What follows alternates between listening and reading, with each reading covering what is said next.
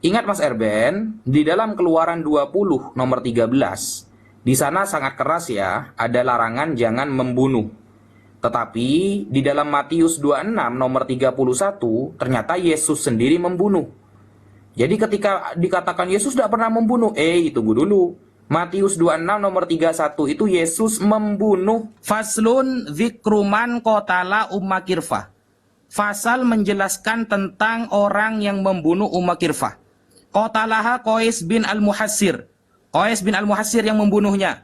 Nah, kemudian bagaimana mengenai cerita Ummu Kirfah ini? Siapa saja yang menyebutkan? Laqad ja'at ar-riwayah fi Tabaqati Ibni Sa'ad. Riwayat itu tertulis dalam kitab Tabaqat Ibnu Sa'ad. Wa anhu Ibnul Jauzi. Begitu juga Ibnul Jauzi fi kitabihi, di dalam kitabnya Al-Muntazam. Wa midarur riwayah, tentang riwayat itu semuanya kembali kepada ala Muhammad bin Umar Al-Waqidi. Yang meriwayatkan semuanya adalah Muhammad bin Umar Al-Waqidi. Wahua, dia adalah syakhsun muttaham bil kidbi, orang yang terpapar bohong, selalu bohong.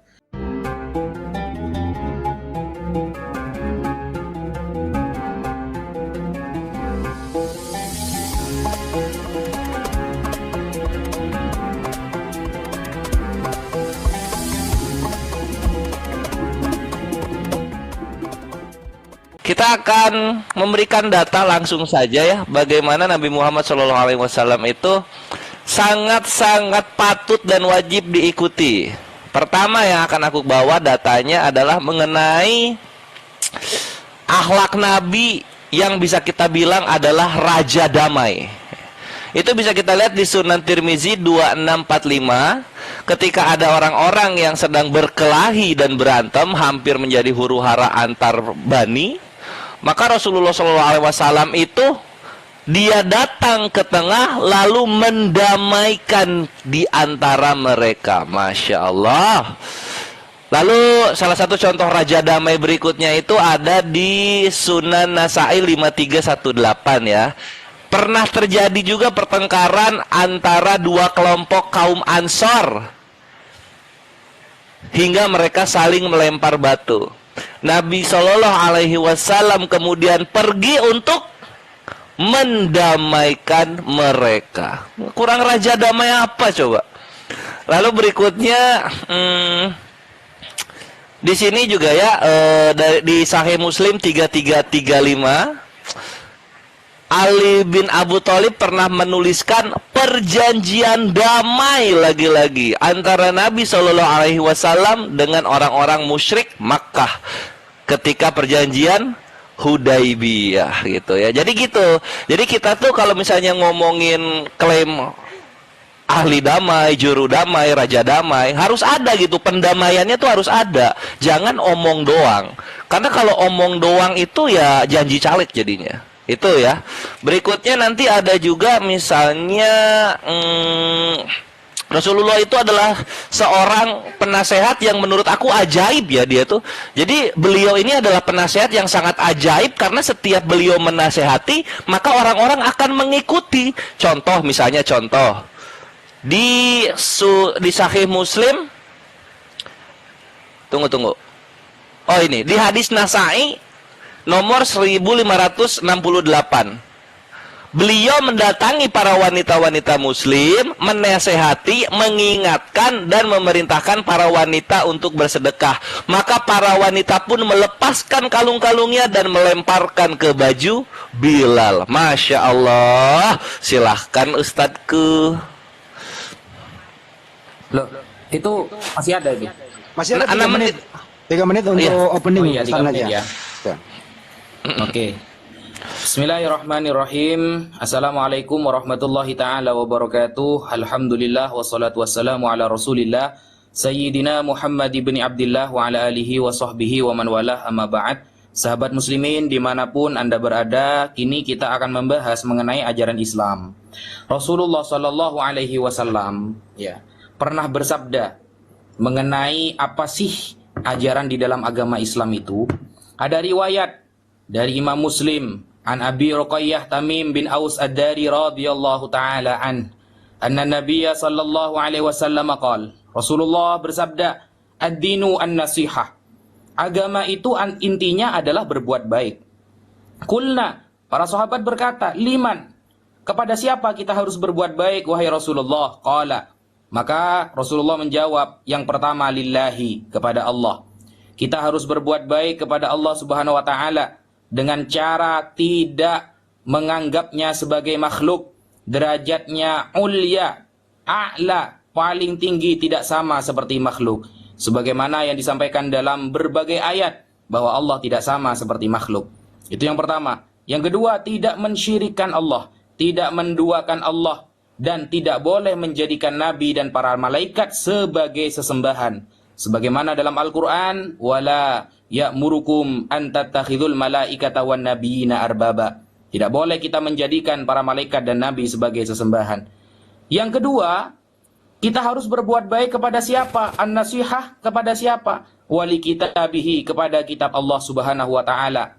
Kita beriman kepada kitab-kitab yang telah diturunkan oleh Allah kepada para nabinya, dengan tidak merubah-rubah kitab tersebut, tidak mengotak-atik kitab tersebut, agar kitab selalu murni benar-benar dari Allah Subhanahu wa taala. Kemudian wali rasulihi, kita wajib berbuat baik kepada utusan Allah dengan beriman kepada semua orang yang pernah diutus oleh Allah, tidak mengkafirkan sebagiannya, nakfuru bi ba'd wa nu'minu bi ba'd, dan beriman kepada sebagiannya. Tidak boleh. Kalau nabi contohnya ada 124.000, yang menjadi rasul 313, maka semuanya wajib kita imani. Yang terakhir, wali a'immatil muslimin wa ammatihim, kita wajib berbuat baik kepada pemimpin Islam, yaitu para ulama dan seluruh umat Islam. Itu adalah ajaran agama Islam, saudara. Sekian, terima kasih. Oke, terima kasih kepada tim Muslim. Udah opening statement 6 menit dibagi berdua. Silakan di reset dulu jadi 6 menit berdua. Sabar ya. Oke, jangan di-readyin dulu, jangan jalanin dulu. Silakan Bro Erben. Silakan Bang Erben di dalam nama Bapa, Putra dan Roh Kudus. Amin. Saya dikasih di kolom besar, saya akan tunjukkan data saya. Jangan dijalankan waktunya dulu. Oke ya. Berbicara tentang ajaran Yesus, Yesus itu sepakat dengan kitab Perjanjian Lama tentang etika dan moral. Di dalam hukum Taurat tertulis secara gamblang tentang etika dan moral. Yang pertama, jangan membunuh, jangan berzina, jangan mencuri, jangan mengucapkan saksi dusta tentang sesamamu, jangan mengingini rumah sesamamu, jangan mengingini istrinya, atau hambanya laki-laki, atau hambanya perempuan, atau lembunya, atau keledainya, atau apapun yang dipunyainya. Ini sudah tertulis di dalam kitab Taurat, dan Yesus melakukan ini secara sempurna. Kalau kita berbicara tentang ajaran-ajaran Yesus di dalam Alkitab, maka kita akan melihat kesempurnaan ajaran Yesus tentang moral, yaitu mengasihi sesama kita seperti diri kita sendiri, bahkan mengasihi seperti kasihnya yang ajaib. Baru juga Yesus di dalam ajaran itu menekankan tentang hati nurani yang murni, hati nurani yang suci. Itu ada di dalam Matius pasal 5 ayat 19, Matius 7 ayat 21-22, Yohanes 7:38 dan seterusnya. Baru kalau di dalam ajaran Yesus itu, moralitas itu mengasihi anak-anak.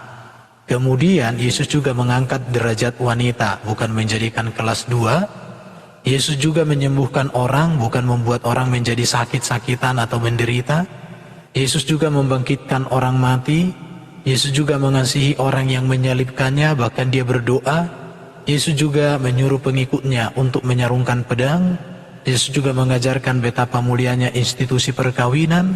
Itu ajaran-ajaran Yesus. Baru Yesus juga tidak setuju dan tidak pernah mengajarkan tentang perbudakan. Yesus juga tidak menginginkan istri orang lain atau mengajarkan untuk menjaga kekudusan mata. Yesus tidak menginginkan harta orang lain sehingga dia tidak punya pasukan untuk disuruh mengambil barang-barang orang. Yesus mengabarkan kerajaan Allah dengan cinta kasih. Yesus tidak pernah mengabarkan Injil dengan mengangkat pedang. Yesus mengabarkan kerajaan Allah yang terdiri dari kebenaran, damai, sejahtera, dan sukacita, dan kuasa. Itulah ajaran-ajaran Yesus yang sangat luar biasa. Jadi, pedoman orang Kristen itu ada pada Yesus. Walau kenyataannya, kita harus akui bahwa ada juga orang-orang Kristen yang tidak meneladani Kristus secara sempurna. Tetapi Kristus itu pribadinya sempurna, dan di dalam iman Kristen satu-satunya yang tak berdosa hanyalah Yesus, satu-satunya yang berkuasa mengampuni dosa hanyalah Yesus, satu-satunya yang dilahirkan dalam keadaan sempurna dari rahim perawan Maria hanya Yesus, dan satu-satunya yang tidak dijama atau tidak tergoda oleh godaan iblis hanya Yesus. Lanjut Bro Metatron. Ya, salam Bang Erben, salam semuanya. Terima kasih udah menyempatkan kami berdiskusi pada malam hari ini. Saya sendiri Metatron, izinkan saya menyampaikan sepatah dua patah kata, khususnya buat teman-teman nar, ya. Api ya. Api kalau bahasa Arabnya itu nar. Kalau bahasa Syria nar itu artinya neraka. Mudah-mudahan kita bisa membuktikan mana ajaran yang benar dan yang baik pada malam hari ini, ajaran surga atau ajaran neraka. Nah, topiknya adalah mana yang benar, ajaran Yesus atau Nabi Muhammad. Sebetulnya ini nggak comparable ya, karena baginda Muhammad itu ternyata saya mencari dari tadi, saya berusaha, karena saya juga baru dadakan ingat hari ini ada diskusi, saya mencari kebaikan baginda Muhammad. Ternyata saya coba voting tadi belum ketemu. Bahkan tadi saya agak ketawa waktu ada yang bilang pakai hadis ya, Raja Damai, penasehat ajaib dan segala macam. Belum sanggah menyangga bro, izin dulu. Belum sanggah menyangga dulu. Bentar, Terusin dulu. Belum. Sebentar. Jangan Udah, saya moderator, stop dulu. Ini kuncinya moderator. Ini belum sanggah menyangga. Lanjut. Waktunya di pause dulu dong. Di pause dulu. Di pause dulu. Iya, Jadi gini bro, saya izin dulu moderator bicara ya. Iya, Izin dulu oke. moderator bicara sebentar. Oh, jangan potong. Tadi udah disepakati. Silakan opening statement dulu. Nanti ada waktunya sanggah menyangga loh ya. Nggak apa-apa, Oke? nggak apa-apa. Ya, terusin. Silakan. Ya. Oke. Kalau tidak menyangka, saya di sini mencari bahwa di mana saya mencari kesalahan Yesus ya. Karena tadi saya udah bilang mencari kesalahan atau dosa Tuhan Yesus kami yang begitu sempurna, ternyata nggak ketemu juga. Saya berusaha mencari di mana Tuhan Yesus mengajarkan menggauli anak kecil umur 6 tahun. Nggak ketemu. Di mana Tuhan Yesus mengajarkan untuk membunuh. Dia nggak pernah ngebunuh. Muridnya pun nggak pernah ngebunuh. Muridnya hanya ngebunuh ikan. Sahabat-sahabatnya nggak ada yang pernah ngebunuh orang. Ngebacok, ngecongkel matanya, nyuruh minum kencing unta, nggak ada. Akan tetapi Tuhan Yesus mengajarkan lagi bahwa kasihilah musuhmu. Ini bertolak belakang nih sama ajaran yang di luar kekristenan ya. Tuhan Yesus juga nggak pernah ngajarin di mana menggauli menantu. Kita tahu Rasul Petrus itu punya mertua ya, berarti dia punya istri. Dia nggak pernah mengajarkan untuk rasul-rasul yang lain menggauli istrinya Rasul Petrus, nggak pernah itu. Tapi kalau di luar Yesus, kemungkinan besar ada.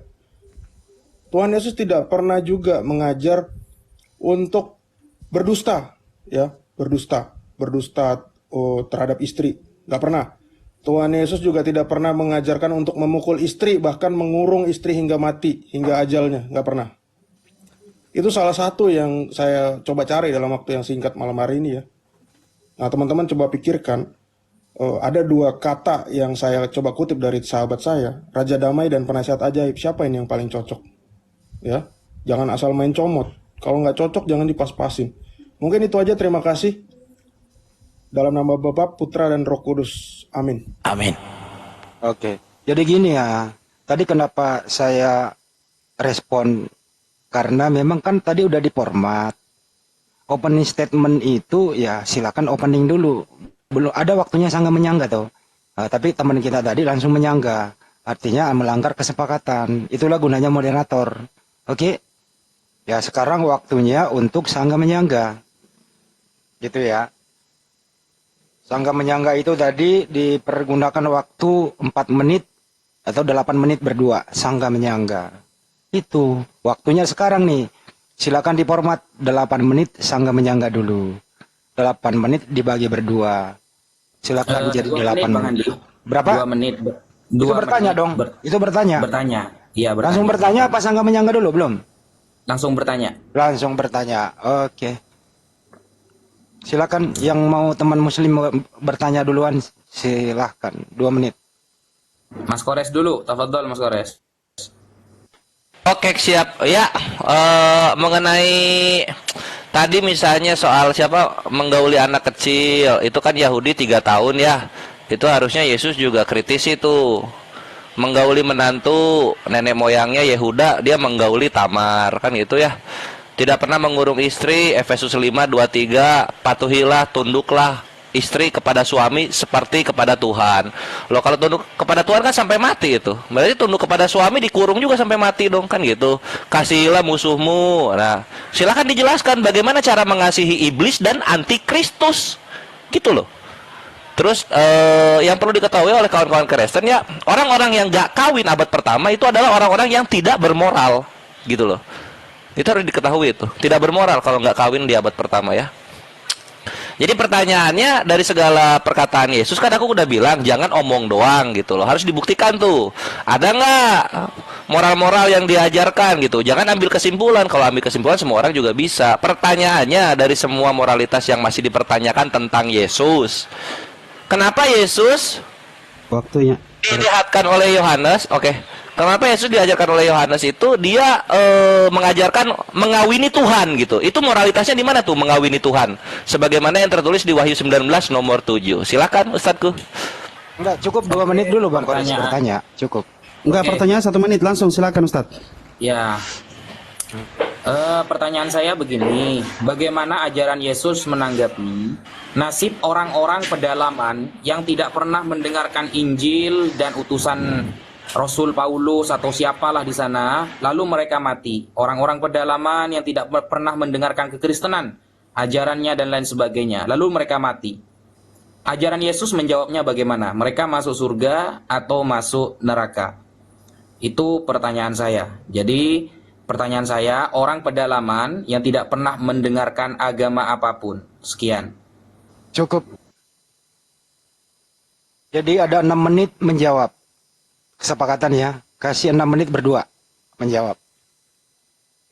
Oke, Oke. silakan menjawab. Yang pertama ya, perilaku yang disebutkan Kores dalam perjanjian lama itu tentu masa yang sangat berbeda dengan Yesus, karena Yesus baru lahir di tahun 4 sebelum Masehi, jadi itu lari dari konteks diskusinya ya. Yang kedua dikatakan bagaimana mengasihi iblis. Di dalam ajaran Yesus, iblis itu diusir, bahkan Yesus menentang, menengking, bahkan Yesuslah nanti yang akan membinasakan iblis. Karena iblis itu kan memang itu sudah ditetapkan untuk masuk neraka, tapi belum waktunya. Yang berikut, tidak ada di dalam Kristen mengawini Tuhan. Tetapi yang dimaksud dengan pesta perkawinan anak domba yang ada di kitab Wahyu, itu berbicara tentang kesatuan. Karena perkawinan itu artinya dua yang berbeda menjadi satu. Kami manusia yang berdosa menjadi satu dengan Kristus yang sempurna di kerajaan surga. Karena kata perkawinan itu bukan nikah. Nikah itu baru hubungan seks. Kalau kawin itu artinya dua yang berbeda menjadi satu. Jadi bahkan di dalam budaya Yahudi, hubungan paling dekat dan paling intim dalam tatanan masyarakat itu adalah suami dan istri. Ayah dengan anak ada batasan, tuan dengan hamba ada batasan, bahkan sahabat juga ada batasan. Tetapi kalau suami dengan istri itu dua menjadi satu, tetapi pengertiannya bukan seksual. Lanjut Bro Metatron. Ya, lanjut Halo? aja Bang. Oke, kalau untuk orang-orang yang belum mendengar Injil, makanya Yesus katakan, beritakanlah Injil kepada segala bangsa, supaya bangsa-bangsa itu tertolong melalui pemberitaan Injil. Jadi karena itu orang Muslim gak boleh melarang orang Kristen memberitakan Injil. Harusnya orang Muslim memfasilitasi orang Kristen untuk memberitakan Injil. Itu harusnya. Kenapa? Supaya mereka-mereka yang di pedalaman itu mendengar Injil. Tetapi tentang hal itu pun ada namanya anugerah yang umum.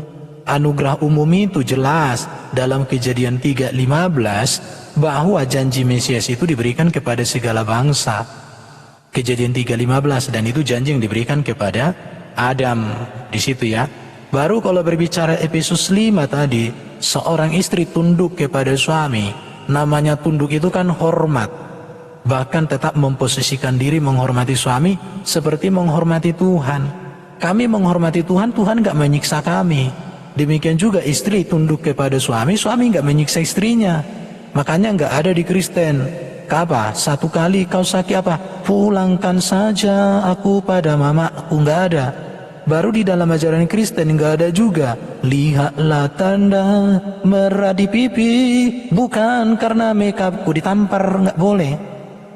Jadi kalau istri tunduk sama suami, suami juga sayang sama istri, kan begitu toh. Jadi hai suami-suami, cintailah istrimu, sayangilah istrimu. Hai istri-istri, tunduklah kepada suamimu. Istri tunduk sama suami ketika suami sayang sama istri. Suami sayang sama istri, maka istrinya pun pasti tunduk kepadanya. Kenapa? Karena kepemimpinan keluarga ada pada istri. Jadi orang-orang Kristen itu yang sungguh-sungguh mengikuti ajaran Yesus tidak akan pernah nyanyi, lihatlah tanda merah di pipi, bukan karena makeupku. Pulangkan saja aku pada mamaku, cerai, nggak boleh. Atau kakekku mati, bunuh diri, nggak boleh. Ayo Metatron, aduh. Iya betul Bang, betul. Saya tambahkan ya, karena di dalam kitab suci agama lain di luar Kristen itu ada yang boleh diperbolehkan memukul istrinya dan boleh dikurung hingga menyampai ajal ya. Saya nggak mau spill surat apa itu, sorry kitab apa itu, tapi saya kasih inisial suratnya aja. Al-Furqan, An-Nisa ayat 15 dan An-Nisa ayat 34. Nah ternyata di ayat di luar Alkitab itu ternyata ada juga bahwa membunuh, berbuat zina dan menyekutukan Allah atau menyekutukan sesembahan itu disebut sebagai sesuatu yang baik.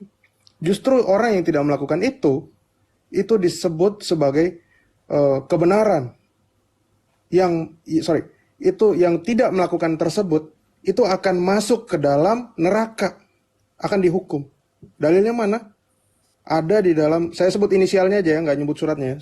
Suratnya namanya Al-Furqan ayat 68. Nanti kita Dulu kenapa Anda menjawab pakai Al-Quran ya? Kenapa? Stop dulu. Apakah Bible itu Al-Quran tidak ada membantu surat Anda? Al-Furqan ya? Tolonglah, ini menjawab sesuai dengan akidah Anda. Oke? Belum sangat menyangka loh. Anda menjawab pertanyaan. Oke? Oh Lanjut. iya. Oke. Ngerti nggak sih tadi? Al-Quran ada. Ngerti nggak sih aturannya dari tadi diskusi ini? Ya. Erben kasih tahu dulu anak buah Anda itu loh, kayak nggak ngerti bahasa Indonesia. Sebentar dulu, izin dulu, sebentar. Erben kasih tahu dulu anak buah Anda itu harus ngerti bahasa Indonesia gitu loh. Kasih tahu dulu. Profesor kok gini banget, nggak ngerti bahasa Indonesia. Jawab aja pertanyaan, jangan nyebrang dulu. Gitu loh. Paham? Iya. Paham. Oh, Nah kalau sekiranya Anda nggak bisa jawab, kasih Erben aja udah. Surat Al-Furqan di Al-Quran. Oke. nggak ada Al-Furqan. Oke, lanjut Stop ya. dulu ya. Jadi kalau menjawab, jawab aja pakai Bible gitu loh. Oke, lanjut. Oke. Surat-surat lain maksudnya di luar Bible. Oke, berarti Bible aja ya. Ya, kalau Alkitab memang sudah dikatakan itu bahkan pencabul juga tidak mendapat bagian dalam kerajaan Allah. Makanya tadi saya bilang orang yang menggauli yang bukan istrinya, anak kecil, bocil, itu dilarang dalam kekristenan, itu ajaran Yesus. Makanya kami, bahkan para rasul, tidak ada yang melakukan seperti itu, rasul-rasul Yesus. Satupun. Saya tantang kalian semua, apabila bisa menemukan rasul atau utusan Tuhan Yesus yang melakukan menggauli anak kecil, menggauli menantu, menggauli neneknya sendiri loh ini, sepupu kakeknya. Ya, saya bisa buktikan. Nah, tapi kalian tolong buktikan ada rasul kami yang kelakuannya seperti itu, bahkan membunuh orang. Saya bilang, rasul kami pernah membunuh, tapi membunuh apa? Ikan. Rasul Paulus dulu sebelum menjadi rasul, dia tidak pernah dia pernah membunuh, tapi waktu dia menjadi rasul, dia tidak pernah membunuh satu orang pun. Beda dengan rasul yang di luar Kristen. Ya, dia tidak pernah membunuh, begitu jadi rasul, jadi Habis pembunuh. stop. Rasulnya pembunuh. Stop, udah stop. Terima kasih. Jadi begini ya teman-teman ya. Saya kembali jadi moderator ya. Izin Bang dulu. Andi, ini Izin dulu, izin dulu, ini ya Ustaz. diskusinya ya. Ya. Jadi kalau ditanya itu jawab aja pakai Bible. Belum sanggah menyangga ini gitu loh. Ya itu. Itu intinya tadi. Jangan nyebrang dulu, perkuat aja dulu gitu ya. Begitu juga nanti kalau Kristen menjawab, Muslim tentu nggak boleh nyebrang juga pakai Bible gitu loh. Oke? Iya, iya. 4 Makanya menit ya. Erben kasih tahu dong anak buah Anda itu harus ngerti bahasa Indonesia, bahasa moderator gitu loh. Kan kesepakatan dari awal tadi. Gitu. Jadi Ya. kalau nggak berilmu nggak usah diskusi gitu ya. Kalau nggak bisa menjelaskan Bible. Oke. Sekarang sanggah menyangga ya? Ya, 4 menit, 4 menit. Anu, host 4 menit host. 4 menit menyangga. 2 menit berarti ya. Oke, saya dulu ya Mas Kores ya, izin ya. Akan Statku. Oke, bismillahirrahmanirrahim. Ini pertanyaannya saya tidak disentuh sama sekali gitu loh. Malah fokusnya menframing Nabi Muhammad menikahi anak kecil lah, bawa ayat Al-Quran lah. Memangnya Bible Anda tidak bisa menjelaskan tanpa Al-Quran, tidak bisa Bible Anda. Isinya kok framingan semua. Makanya saya sangat menyayangkan Mas Erben membawa Metatron. Saya tahu model diskusinya ya begitu sudah. Nggak ada ilmunya, mending bawa Jack Cita sebenarnya. Kan hujatan semua isinya itu. Ini kan kita ngobrol santai, ilmiah, menjelaskan keimanan masing-masing. Yang saya tanyakan tadi, orang pedalaman yang tidak mengenal Injil, apakah mereka itu masuk surga atau neraka, dalilnya mana? Nah, kadang kan orang Kristen, sebagian dari mereka itu suka playing victim ya, mengatakan bahwa Islam menghalang-halangi dakwah Kristen. Mas Erben tahu Amazon kan? Nah, apakah itu mayoritasnya Islam? Itu kan daerah pedalaman. Nah, bagaimana nasib suku Amazon ketika dia meninggal sementara belum masuk penginjilan di sana, belum dikenali Yesus dan belum dibaptis? Apakah nanti nasib dari suku Amazon itu masuk neraka atau masuk Islam? Jadi kita fokus itu jangan framing-framing. Ini bukan diskusi anak kecil. Kita menjelaskan keimanan kita, begitu loh. Nah, kemudian Mas Erben tadi di awal mengatakan bahwa perjanjian lama itu ya selaras dengan perjanjian baru. Ingat Mas Erben, di dalam Keluaran 20 nomor 13, di sana sangat keras ya, ada larangan jangan membunuh. Tetapi di dalam Matius 26 nomor 31, ternyata Yesus sendiri membunuh. Jadi ketika dikatakan Yesus tidak pernah membunuh, tunggu dulu. Matius 26 nomor 31 itu Yesus membunuh. Padahal aturannya di dalam Keluaran 20 jangan membunuh. Katanya ajarannya selaras. Ini kok bertentangan. Nah, berarti kan antara dua ya. Apakah Yesus dengan Tuhan di PL beda atau satu orang ini? Begitu. Lanjut Mas Kores. Thank you Statko. Jadi bisa kita lihat di sini ya. Ini menggauli anak umur 3 tahun. Nih Yevamot 57B nomor 3. Ini agamanya Yesus nih. 3 tahun lebih 1 hari diprot-prot via seksual intercourse. Udahlah Yesus, nggak bisa menutupi apa-apa. Lu itu mencoba apa ya? Mencoba playing victim. Tapi data-datanya kan ada di Korea semua, kan gitu ya. Ini loh 3 tahun. Mau kemana Yesus? Mau lari kemana? Berikutnya Yesus nggak pernah membunuh gitu. Suami istri nggak boleh bunuh diri. Halah. Nih kita buka di Lukas 19:27. Akan tetapi semua seteruku yang tidak suka aku menjadi rajanya, bawalah mereka kemari dan bunuhlah mereka di depan mataku. Lihat, Yesus ketika dia masih miskin, belum punya belum punya pasukan, dia udah punya niatan jelek ini untuk orang-orang yang gak suka dia menjadi rajanya. Nih, di sini nanti ada perkataan hambanya. Mana hamba dia? Nah ini, hai hamba yang jahat gitu. Tanya Yesus sahabat atau suami istri. Ya, hamba-hamba juga kelakuannya tuh. Yang kayak gini mau diikuti. Belum nanti Yesus mengajarkan mengawini dirinya ya, yang nanti berubah menjadi anak domba. Perhatikan di Maibre. Kawin. Nah, ini kawin ya. Berkelamin untuk hewan. Tuh. Jadi mana yang katanya nikah itu untuk hewan? Kawin itu adalah berkelamin untuk hewan. Alah. Kenapa di sini dibilang untuk hewan? Karena LAI sangat mematuhi KBBI. Lihat di sini, perkawinan anak domba. Kristen itu akan mengawini Tuhannya sendiri. Ini moralitas apa yang seperti ini, kawan-kawan? Ayolah berpikir. Lebih enak dan nikmat mengawini 72 bidadari daripada mengawini Yesus. Di mana otak kalian mengawini Tuhan? Cobalah moralitasnya dipikir, gitu loh. Belum nanti ini data pendeta Flo meninggal KDRT, kasih sekali. Thank you. Cukup. Sekarang diberi 4 menit berdua untuk menyangga lagi ini ya, baru kemudian teman kita Kristen yang bertanya 6 ya. menit. Bang Pak? Andi, 6 menit. 6 menit. Oh, 6 menit lagi untuk menyangga lagi berdua. Ya, untuk Mas Erben dan temennya ini 6 menit menjawab. Oke. Silakan Mas Erben, waktu berjalan setelah Anda berbicara. Jangan nyebrang dulu ya. Jangan nyebrang dulu, silakan. Oke ya, aku dikasih kolom besar dulu.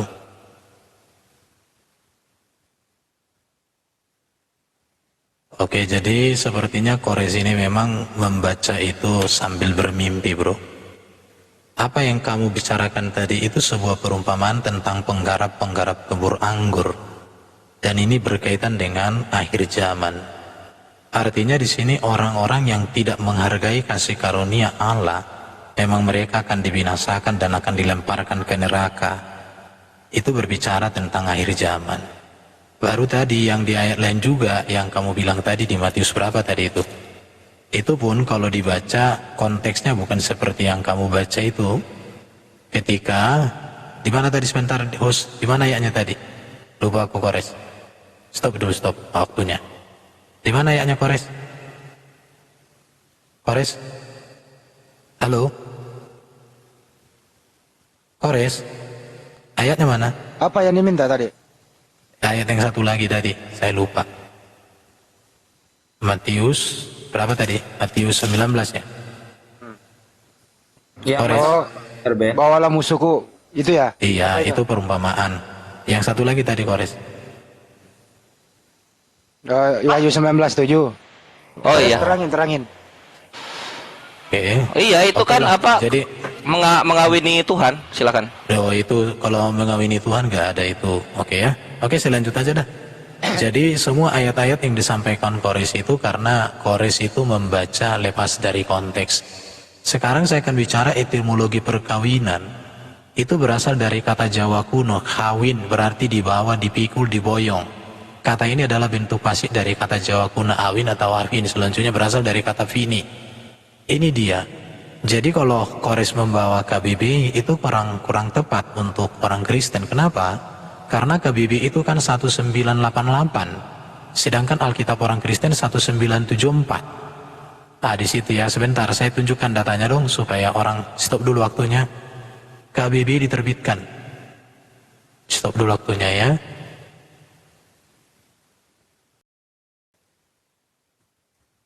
Ini saya tunjukkan ya. Ini KBB diterbitkan ya, 1988. Sedangkan Alkitab orang Kristen itu 1974. Ini ya, saya tunjukkan. Jadi, Kores itu ahistoris dalam membantah jawaban kita. Perhatikan ini ya, LI 1974. Jelas ya, KBB 1988. Jadi definisi KBB itu definisi yang kedinian dibanding daripada definisi Alkitab. Silakan Bro Metatron, apa yang mau disampaikan? Metatron? Ya, Halo? aku buka data ya. Buka kamera dulu sebentar. Oke, dengar Bang Erben? Oh ya, kedengaran Bro. Ya, tadi ada pertanyaan dari Wafi bahwa orang-orang itu yang tidak mendengar Kasih di kolom besar Metatronnya. digedein, pos. Ya, bahwa dikatakan apabila orang yang tidak mendengar tentang Taurat atau Injil itu bagaimana? Seperti kita ketahui bahwa Taurat itu tidak pernah dihapuskan, tapi Yesus menggenapinya. Namun ada dalil yang mengatakan bahwa ya, apabila ada orang-orang yang tidak memiliki hukum Taurat, ya, apabila bangsa-bangsa lain yang tidak memiliki hukum Taurat oleh dorongan diri sendiri, mereka akan memiliki hukum Taurat, yaitu apa? Yaitu adalah hati nurani mereka sendiri, ya. Ini dalilnya adalah Roma 2 ayat 15. Nah, jadi orang-orang yang tidak mengenal bangsa-bangsa lain, misalnya kerajaan Majapahit atau siapa gitu ya, yang tidak mendapat tentang hukuman Taurat, tidak mendapat pengetahuan tentang hukum Taurat, hati nurani mereka sendirilah yang akan menjadi hukum buat diri mereka sendiri, gitu. Karena hukum Taurat itu adalah kasih intinya. Nah, kemudian saya mau menanggapi tadi pertanyaan ini ya. Tadi ada yang bilang, oh Tuhan Yesus itu membunuh Matius 26 ayat 31, ya, membunuh gembala. Iya benar ada katanya. Tapi kalau kita lihat dalam bahasa aslinya, leksikonnya, kita buka dari situs andalan teman-teman muslim, ya. Matius 26 ayat 31, di sini ada dikatakan bahwa 26 ayat 31. Di sini ada kata I will strike the shepherd. Aku akan strike, ini apa? Nih, dalam bahasa Yunaninya adalah patakso. Kita tinggal klik. Patakso, I will strike down. Ternyata bukan membunuh. Bahkan kalau kita terjemahkan, ini adalah menjatuhkan. Ya, strike down. Teman-teman bisa lihat. Jadi, lihatlah, kalau memang orang tidak mengerti Alkitab, tidak memahami ajaran para rasul Tuhan Yesus, ya, akan mendatangkan kebodohan bagi dirinya sendiri dan kebinasaan bagi diri sendiri, itu kata Rasul Petrus, ya. Lanjut Bang Erben, mungkin masih ada 2 menit. Oke, saya tambahkan dikit lagi ya.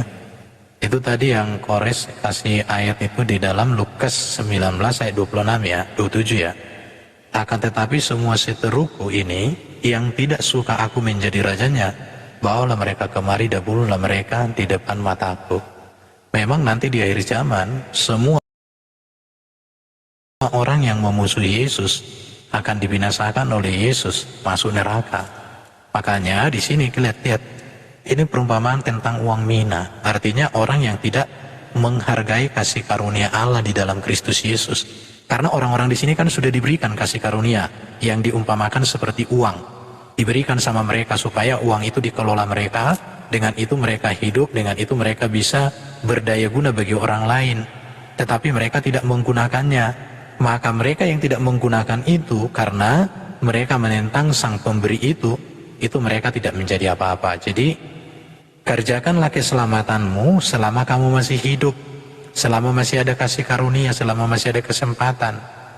Oke ya. Jadi juga untuk orang-orang yang ada di luar atau belum pernah mendengar Injil, maka dikatakan dalam Matius 28 ya, beritakanlah Injil kepada segala makhluk, kepada segala bangsa, supaya mereka diselamatkan. Di sini ya, makanya dikatakan, baru di dalam Matius 24, bahkan dikatakan oleh Yesus belum datang di akhir zaman, sebelum Injil diberitakan, dan Injil kerajaan ini akan diberitakan di seluruh bangsa, menjadi kesaksian.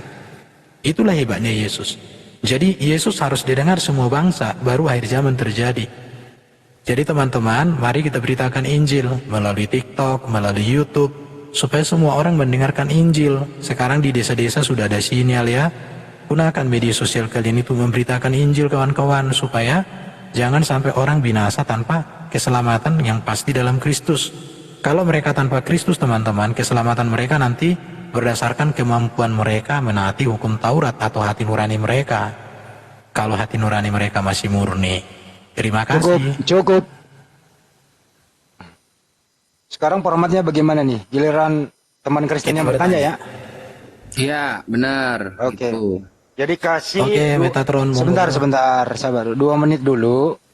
Tunggu dulu 2 menitnya di Per format. satu orang maksimal 1 pertanyaan kayak tadi. Ya, jadi 2 menit Anda bagi 2 bertanya. Waktu dimulai setelah Anda bertanya. Silakan. Bang Erben, saya ya. Ya, duluan bro, duluan. Ya, pertanyaan saya nggak panjang-panjang ya teman-teman. Saya hanya pengen mempertegas tadi. Kita tahu bahwa dalam riwayatnya Nabi Muhammad itu pernah membunuh orang, ya. Contohnya Bani Urainah yang pada saat itu mencuri unta, yang disuruh minum kencing unta itu ya. Ada di hadis. Saya bisa tunjukkan juga hadisnya. Dia dibunuh. Kemudian ada lagi Kirva yang nenek-nenek tua yang diikat pada kedua unta hingga terbelah 2 dia. Nah, pertanyaannya,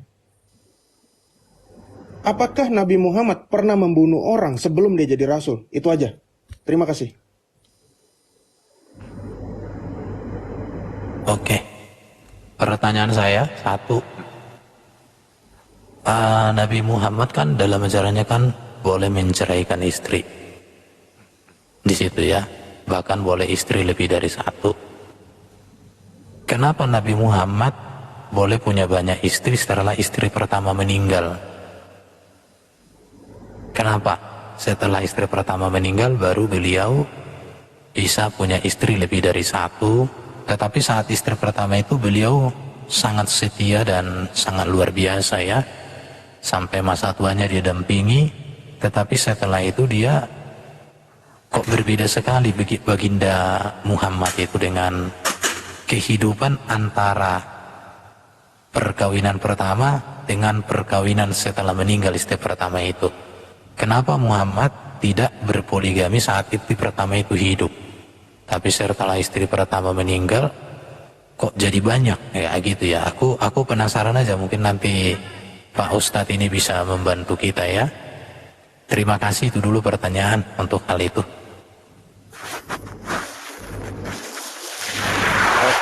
Oke. Tahan dulu, Ustaz. 6 menit dulu, 6 menit. Oke, silakan. Oke, bismillahirrahmanirrahim. Yang pertama, masalah Nabi membunuh Ummu Kirfah. Itu dalilnya maudhu ya teman-teman ya. Itu dijelaskan kan, salah satunya seperti di dalam Al-Bidayah wa Nihayah, Al-Imam Ibnu Katsir Ad-Dimashqi, dan lain sebagainya. Jadi cerita tentang Nabi membunuh perempuan lalu dibelah itu, Ummu Kirfah, itu hadis maudhu, palsu, riwayat palsu, nggak ada itu. Itu yang pertama. Yang kedua, masalah Nabi membunuh Bani Quraidah, bukan Qurainah ya, Quraidah, bukan Qurainah, Quraidah. Nah, itu pun karena ada pengkhianatan. Nabi kalau dia dikhianati tidak akan melakukan seperti itu. Itu bisa dibaca di berbagai sejarah, ada itu pengkhianatan dari Bani Quraidah. Kemudian, apakah Nabi pernah membunuh seseorang sebelum beliau menjadi Rasul?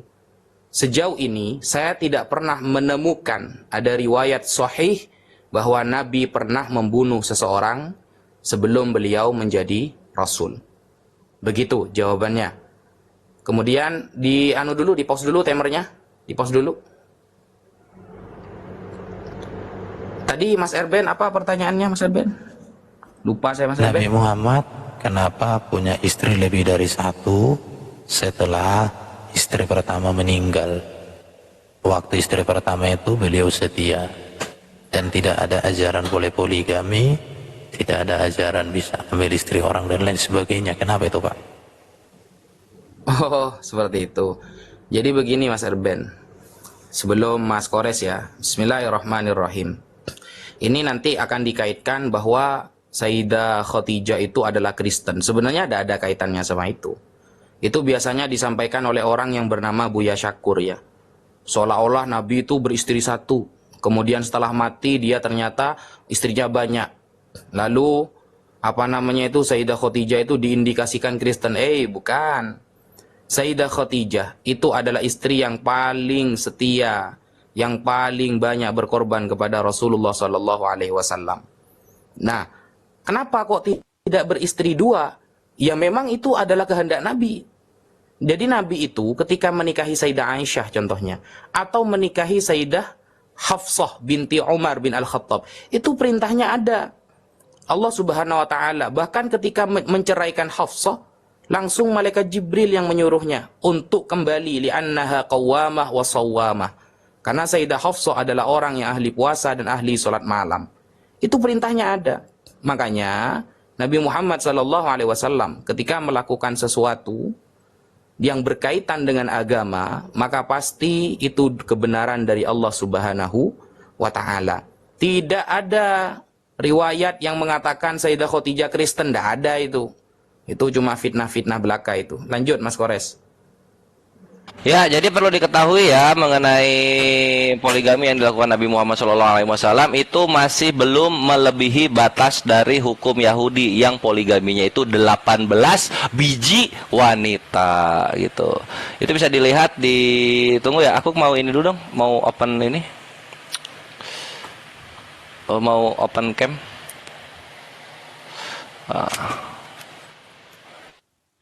Sini ya, misalnya seperti biasa Yahudi itu asik, jujur dia, nggak seperti agama An-Rendin 22:13 ya, bisa kita lihat di sini. Abisak itu minta dikawinin kepada Raja Daud. Nikahi aku. Raja Daud menjawab kepadanya, kamu terlarang kepadaku karena aku sudah punya 18 istri. Gitu, raja loh. Raja 18. Nabi Muhammad masih 9 doang. Gitu. Sama mengenai poligaminya sendiri, perhatikan. Islam tuh 2 hikmahnya. Pertama adalah population control, yang kedua, kenapa poligami? Poligami itu adalah tradisi dari para nabi-nabi, gitu. Kalau misalnya satu istri, tidak boleh lagi ada istri lainnya, itu pagan. Itu pernikahan pagan, ya. Itu bisa lihat datanya di sini. Kita lihat. Ini historycollection.com. Pagan Roma dan pagan Yunani praktek monogami dalam pernikahannya. Baik pagan Roma dan pagan Romawi mempraktekkan monogami yang diterapkan dalam pernikahan, gitu. Yang di dalam artikan dalam satu waktu hanya satu wanita saja, gitu ya. Jadi Islam itu kita nggak mau mengikuti pernikahan pagan, gitu loh. Pagan kok diikutin, ya. Jadi itulah bre. Kalau pernikahannya berdasarkan pagan Roma, pagan Yunani, mending diulang lagi pernikahannya, karena itu punya pagan. Itu satu ya. Terus yang kedua, pernikahan Islam itu bisa bercerai, kawan-kawan. Kenapa? Kalau pernikahan tidak bisa diceraikan, itu pagan juga yang punya, pagan Roma. Nah, ini bisa kita lihat di sini ya. Ctrl F, indissoluble. Nah, di sini. Di sini ya. Nah, pernikahan ini membutuhkan pendeta karena Pontifex Maximus. Pontifex Maximus itu pendeta besar ya, atau pendeta besar di negara Roma harus hadir, gitu. Dan inilah satu-satunya pernikahan yang tidak bisa secara legal diceraikan. Indissoluble itu diceraikan. Lagi-lagi pagan, kawin nggak boleh cerai, pagan. Jangan bawa-bawa Tuhan, ya. Kalau misalnya ada agama yang mengambil dan menjiplak ajaran pernikahan pagan, itu mending dibubarkan, gitu. Ngapain keturunan pagan diteruskan? Kan gitu ya. Lalu berikutnya soal apa lagi nih, mumpung masih ada waktu, aku akan membahas tentang ini ya, ketika bawa data mengenai Tuhan kawin, ini aku nggak ini loh, nggak pribadi loh itu. Ini dari grup BibleStudy.com. Bisa kita baca di sini ya. Nah, kita yang diketahui sebagai orang Kristen telah mengambil nama suami kita. Siapa? Tuhan Yesus. Nah, jadinya orang-orang Kristen ini mengawini Tuhannya sendiri di sorga. Balik lagi, ini moralitas seperti apa yang seperti ini, bre? Ayolah, please. Moralitas seperti apa yang kayak begini? Sehingga gue balik ke sini ya, gue lebih percaya ucapan perjanjian baru daripada kiasan-kiasannya orang-orang Karisteng. Yohanes saja dengan gagah perkasa kok bilang ada perkawinan dengan anak domba. Orang-orang Kristen cabang Amerika juga percaya kok mereka jadi istri-istrinya Yesus. Kenapa orang Kristen cabang Indonesia masih main kiasan-kiasan? Gitu loh. Intinya begitu ya yang ingin aku sampaikan itu. Jangan jualan pernikahan suci-suci, taunya itu dari pagan Roma dan pagan Yunani. Ngapain ngikutin pernikahan pagan gitu? Tuhannya nggak bisa ngajarin pernikahan. Kan gitu ya. Tuhannya dong suruh ajarin pernikahan. Di bumi kan 33 tahun, masa nggak sempat ngajarin cara menikah yang benar kayak gimana? Malah kawin pula bukan nikah. Thank you. Cukup? Udah waktunya? Udah dong. Oh, sudah ya. Iya, saya mau nunjukin data soalnya. Ya, lanjut. Astagfirullah, Ustaz. Abis ini ya, Ustaz. Abis ini, Ustaz. Ya, Sekarang- nggak apa-apa, lanjut. Nggak apa-apa, sorry. Sekarang 4 menit untuk menyangga ya buat Ya. Mas Erben dan temannya. Silakan 4 menit. Monggo. Bro, minta tolong dulu bro. Waduh, nggak dikasih waktu tadi. Gimana nih, teman-teman? Kasih. Waktu kita sekarang. Oke, aku ya. Iya. Begini, saya nggak mau menyangga sih sebenarnya, tapi udah cukup jawaban saya puas sih bahwa memang Rasul Nabi Muhammad itu tidak pernah membunuh sebelum jadi Rasul. Tapi meskipun begitu, Wafi udah menunjukkan bahwa tadi memang setelah jadi Rasul, dia menjadi seorang pembunuh. Gitu ya. Tapi saya memperkuat tadi yang dia bilang hadis doif. Kita bisa buka di dalam, memang itu bukan di dalam hadis ya. Kalau hadis doif bahkan nggak ditunjukin itu ada sesuatu. Tapi saya menunjukkan di sirah ya. Sirah Ibnu Ishaq. Ibnu Ishaq ini adalah sejarah tertua di dalam Islam. Ya, di sini ada disebutkan, boleh digedein? Ya. Ini ada di halaman ini saya buka dulu. Yang pertama adalah Tabari buku 8 halaman 96. Saya bacakan dulu. Di sini Kirfah diikat kakinya kepada 2 tali dan 2 unta sehingga dia terbelah menjadi 2. And they split her in 2. Jadi terbelah menjadi 2. Seperti wafer ya. Seperti biskuit selamat. Ini sumbernya di mana? Bisa lihat di dalam Tabari. Bahkan di sini adalah rujukannya Ibnu Ishaq dari Gue Lama halaman 664. Saya akan tunjukkan juga. Oke. Ini bukunya. History of the Tabari buku 8 halaman 96. Teman-teman bisa buka. Yang kemudian yang kedua saya buka lagi ada di dalam Ibnu Ishaq halaman 665. Ini. Kirfah dibunuh. Dengan cara apa? By putting a rope to her 2 legs and 2 camels and driving them until they rent her in 2. Kebelah 2 juga. Ini ada di sirah nih. Keren nggak? Gitu. Nah, yang jadi permasalahan lagi ya, bahwa ternyata ini bukan di dalam, singanya bikin nggak konsen. Lanjut dulu Bang Erben, lanjut dulu ya. Oke, tadi Bro Kores mengatakan bahwa poligami itu luar biasa. Tetapi sayangnya ya, Nabi Muhammad tidak mencontohkan poligami itu ketika Fatimah hendak dipoligami. Artinya apa? Apakah Nabi Muhammad bisa terpercaya? Hadis Tirmidzi 3802, bahkan sampai Nabi Muhammad ngomong begini, dikatakan begini ya, namun aku tidak mengizinkannya. Kemudian aku tidak mengizinkannya. Aku tidak mengizinkan, sampai 3 kali baginda Muhammad ngomong. Ada apa dengan poligami ini? Kenapa sang baginda tidak mengizinkan anaknya dipoligami? Kalau memang poligami itu ajaran dari Tuhan, kenapa Nabi Muhammad nggak melakukan itu? Nggak mengizinkan itu terhadap anaknya? Ini menjadi pertanyaan-pertanyaan. Kalau masalah poligami tadi dikatakan si Kores itu adalah ajaran pagan, apa monogami itu ajaran pagan? Ya itu justru menegaskan memang bahwa ajaran poligami ini sangat bertentangan dengan prinsip surga. Karena prinsip sang pemilik surga itu kan 1 laki-laki Adam dengan 1 Hawa. Dan kemudian Yesus datang dari surga menegakkan kembali hukum itu, bahwa harus 1 laki-laki dengan 1 wanita dan sama-sama dewasa. Matius 19. Jadi saya bersyukur Kores mengatakan bahwa ajaran monogami itu adalah ajaran pagan. Karena sesungguhnya Kores berarti sejalan dengan pendapat Pasca Kegelapan yang mengatakan bahwa ajaran surga itu ajaran yang nggak benar. Tapi ajaran yang nggak benar itulah ajaran surga. Jadi di sini ada cara pandang kita memang yang sangat berbeda dengan Kores ya. Tapi saya yakin para wanita senang sekali itu tidak dipoligami ya para wanita. Wanita yang suka dipoligami berarti nggak punya harga lah ya. Oke, itu aja. Iya. Habis. Kak, sebentar dulu. Formatnya sekarang ini udah selesai tanya jawab saling sanggah menyangga. Kita nanggapin dulu. Oh iya. Bang Andi. Iya. Kembali ke 4 menit untuk menyangga berdua lagi. Gitu. 6 menit Bang Andi, 6 menit. Oke, 6 menit. Silakan. Ya, saya dulu ya, besarin nih. Saya sudah bilang tadi, Kirfah itu jangan dipakai. Kirfah itu bukan apa ya? Itu maudhu, itu cerita maudhu, cerita palsu ini ya. Mengenai Kirfah itu yang menyebutkan ya dzakaroha al-Waqidi fil Maghazi. Yang menyebutkan cerita tentang Kirfah itu adalah Al-Waqidi di dalam kitabnya Al-Maghazi juz 1 halaman 564.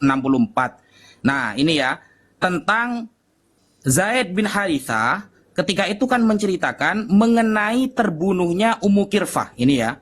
Faslunnya ini, faslun itu fasal. Faslun dzikruman qatala Kirfah. Fasal menjelaskan tentang orang yang membunuh Kirfah. Qatalaha Qais bin Al-Muhassir. Qais bin Al-Muhassir yang membunuhnya. Nah, kemudian bagaimana mengenai cerita Kirfah ini? Siapa saja yang menyebutkan? Laqad ja'at ar-riwayah fi tabaqati Ibni Sa'ad. riwayat itu tertulis dalam kitab Tobaqat Ibnu Sa'ad, wa anhu Ibnul Jauzi, begitu juga Ibnul Jauzi fi kitabihi, di dalam kitabnya Al-Muntazam, wa midarur riwayah, tentang riwayat itu semuanya kembali kepada ala Muhammad bin Umar Al-Waqidi. Yang meriwayatkan semuanya adalah Muhammad bin Umar Al-Waqidi. Wa huwa, dia adalah syakhsun muttaham bil kidbi, orang yang terpapar bohong, selalu bohong. Ladai ulama'il hadis, sesuai penelitian para ulama hadis. Jadi orangnya ini kalau meriwayatkan sesuatu itu bohong. Kok Anda selalu pakai riwayat-riwayat yang bohong? Makanya Anda jangan suka berbohong. Wal qissa auradaha Ibnu Katsir fil Bidayah wan Nihayah. Ini juga disampaikan oleh Al-Imam Ibnu Katsir di dalam kitab An-Nihayah wan Nihayah, mukhtasara wa lam yu'allik 'alaiha bi syai'in. Tapi tidak dikaitkan dengan riwayat apapun. Kemudian wa dzakaraha Ibnu Hisham. Begitu juga Ibnu Hisham fi sirah, dalam sirah Nabawiyah juga menyebutkan wakilahuma, dan dua riwayat tersebut an Muhammad bin Ishaq, dari Muhammad bin Ishaq alladzi yadhkur sanadar riwayah, yang mana beliau tidak menyebutkan lam yadhkur sanadar riwayah, tentang sanad periwayatannya. Falhasil, maka hasil dari cerita Ummu Kirfah, anna riwayah lam tasihha, riwayat itu tidak sah. Fala yajuzu al-ihtijaju biha, maka tak bisa berdalil dengan cerita Ummu Kirfah tersebut. Sekian, terima kasih. Jediar, selamat datang di Selamat kebenaran. datang di kebenaran. Enaknya gitu Ivan, kalau dialog sama Kristen itu kita ngebubukin datanya pakai data Islam sendiri, itu tuh beautiful. Ya ini aku nambahin ya. Tadi ada yang belum sempat dibahas ketika Ustaz Wafi bawa Matius 26:31, di sana siapa?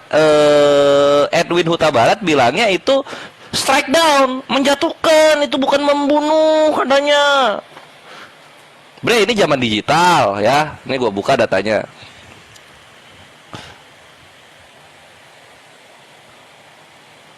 Nah ini ya datanya ya.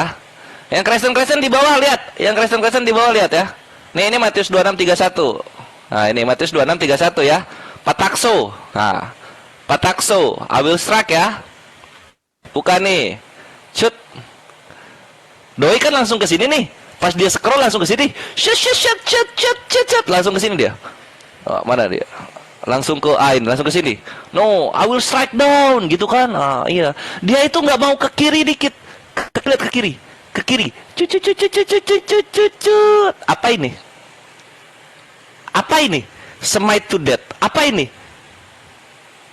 Tuh, usage. Lu, anjir, Takia Korintus mulu kerjaannya Karisteng. Ih, ketahuan ini loh. Ih, malu. Ih, bohong-bohong. Kitabnya sendiri bohong-bohong. Ih. Sama gini juga, Ben. Siap-siap, Ben. Lu bilang poligami cewek-ceweknya nggak ada harga diri. Oke, gua okekan. Lu terima ini. Cut. Yakob family, ya.